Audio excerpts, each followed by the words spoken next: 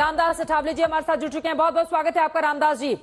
और अब जरा ये बताइए, पिछली सरकार में भी आप मंत्री थे 2019 के बाद, इस बार की क्या स्थिति है आपकी? रामदास जी, आप राज्यसभा के सांसद हैं, लोकसभा का कोई भी सांसद आपकी पार्टी से नहीं है, लेकिन बड़ी उम्मीदें कर रहे हैं, इस तरह की जानकारी है। हाँ, तो जो जिस तरह मतलब मैं माननीय नरेंद्र मोदी जी के साथ हूँ, उनके नेतृत्व में काम करने में मुझे बहुत बड़ा आनंद है। मैं मंत्री रहूं या ना रहूं, लेकिन जिस तरह माननीय नरेंद्र मोदी जी ने बाबा साहब के संविधान को मजबूत करने का ऐलान किया है, उन्होंने कल संविधान को माथा टेकर शपथ ली है, तो मैं लगातार 10 साल से माननीय मोदी जी के साथ, एनडीए के साथ, बीजेपी के साथ मैं हूँ। तो मुझे मंत्री पद में 8 साल से मैं मंत्री हूँ, लेकिन अभी मुझे क्या जिम्मेदारी देनी है वो माननीय प्रधानमंत्री तय करेंगे। और मुझे पूरा विश्वास है कि उनका मेरे तरफ जरूर ध्यान है। मेरे पार्टी के लोकसभा में मेंबर इसलिए नहीं है कि मुझे कोई एक भी सीट नहीं में मिली थी, लेकिन जो भी मतलब निर्णय होगा उसको मैं आनंद से मैं स्वीकारूंगा और मैं नरेंद्र मोदी जी के साथ रहूंगा।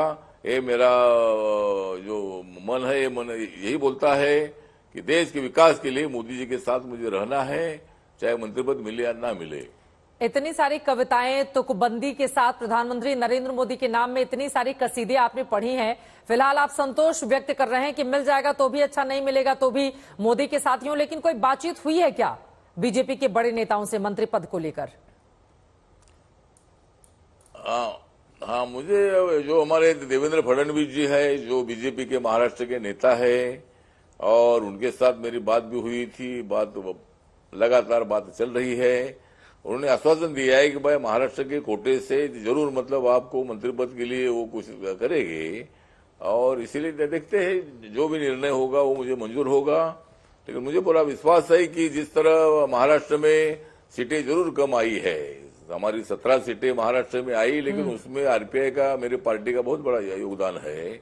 और लगातार मैं 8 सालों से मतलब उनके साथ हूँ।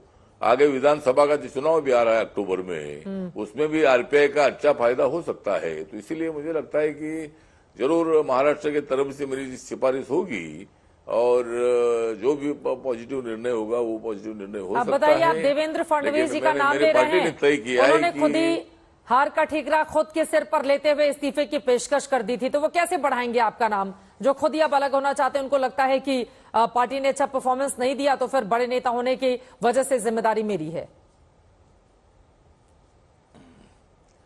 नहीं, ठीक है ना, अभी जो भी रिजल्ट आए हैं, हमें विश्वास था कि हमारी 35-40 सीट आएगी, लेकिन हमारी 17 सीट आएगी।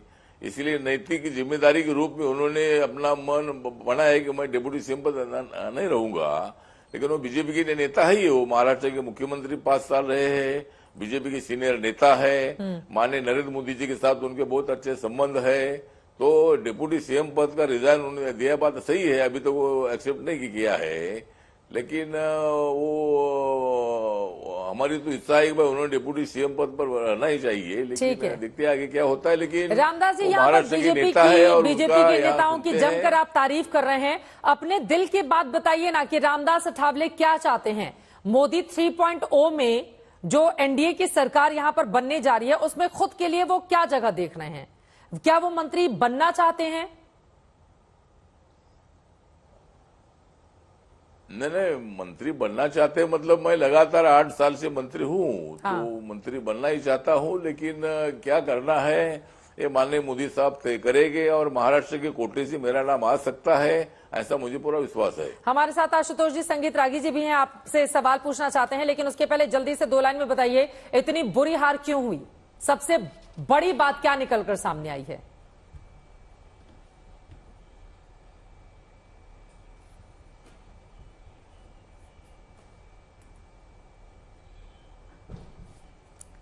रामदास जी, मेरी आवाज मिल रही है क्या?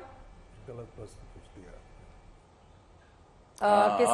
अभी आवाज आएगा, बोलिए, हाँ बोलो। ठीक है, आशुतोष जी, संगीत रागी जी एक सवाल आपसे पूछना चाह रहे हैं जल्दी से।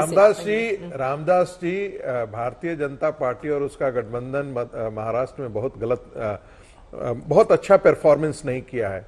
क्या आपको लगता नहीं है कि मंत्री परिषद में जाने से बेहतर आपके लिए होता कि महाराष्ट्र की जो राजनीतिक जमीन है उसको ज्यादा आप अपने लिए उर्वर बनाते, गठबंधन के लिए उर्वर बनाते, जा करके जमीन पर संगठन के काम को मजबूत करते, ताकि आने वाला विधानसभा चुनाव में जो भारतीय जनता पार्टी का गठबंधन है, जिसमें आप भी उसके सहयोगी हैं, वो बेहतर प्रदर्शन कर सके? मुझे लगता है कि जिस तरह महाराष्ट्र का विधानसभा का चुनाव अक्टूबर में आ रहा है, मेरी पार्टी उनके साथ रहेगी और पूरा काम मैं वहां का करूंगा। मैं वैसा महाराष्ट्र के मंत्रिमंडल में 5 साल मैं एक बार रहा हूं, लेकिन मेरा जो पार्टी पूरा देश भर में है और मैं यहाँ दिल्ली में मंत्री रहूंगा तो भी महाराष्ट्र की तरफ मेरा पूरा ध्यान रहेगा। विधानसभा के चुनाव में पूरी ताकत झोंकने का काम मैं करूंगा और जरूर हमें पूरा विश्वास है कि महाराष्ट्र में हमारी सरकार हम लाएंगे। कुछ कारणों के कारण हमारी हार हुई है। इन लोगों ने संविधान को मतलब ऐसा टारगेट किया कि संविधान बदलेंगे, इसी तरह लोगों में थोड़ा गुमराह पैदा हुआ। ठीक है।